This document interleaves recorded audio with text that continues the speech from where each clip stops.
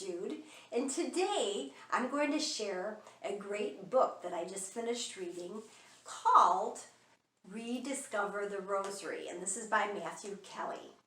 If you've been a subscriber, you know how much I love to read great Christian books, and you might have seen my book review on Rediscover the Saints by Matthew Kelly.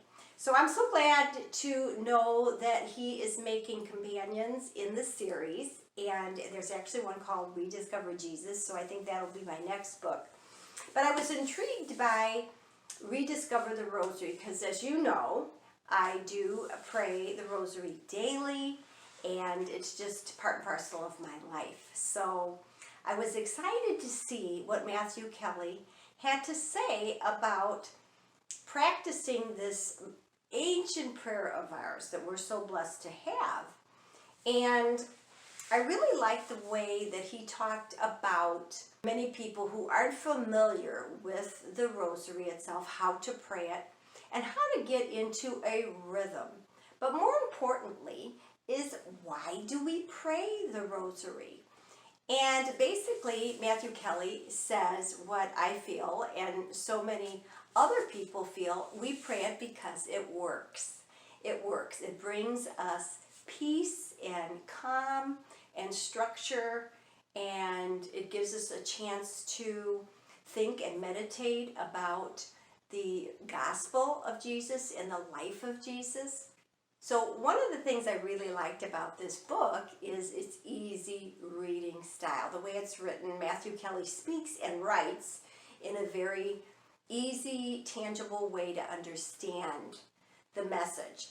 And this is absolutely no disappointment at all. One of the chapters in the book that's a highlight for me describes what he developed as the prayer process. And let me read it to you. It has 7 components, and the first is gratitude. Begin by thanking God in a personal dialogue for whatever you are most grateful for today. Number 2 is awareness. Revisit the times in the past 24 hours when you were or were not the best version of yourself. Talk to God about these situations and what you have learned from them. 3 would be significant moments. Identify something you experienced today and explore what God might be trying to say to you through this event or person. Number 4 would be peace. Ask God to forgive you for any wrong you have committed against yourself or another person or him, and to fill you with a deep and abiding peace. Number 5 is freedom. Speak with God about how he is inviting you to change your life so that you can experience the freedom to be the best version of yourself. 6 is others. Lift up to God anyone you feel called to pray for today, asking him to bless and guide them. And 7 is finished by praying the Our Father. So I just loved these components of this prayer process because I think it allows us to take some time to have that conversation with God. It takes us away for just a few minutes to center on that relationship. And we've got to build that relationship. And just like anything else, it takes a desire, it takes a motivation, and it takes a discipline and also a maintenance. I would really be at such a deficit if I didn't pray it every day. I would miss it. I would just feel that I wasn't complete.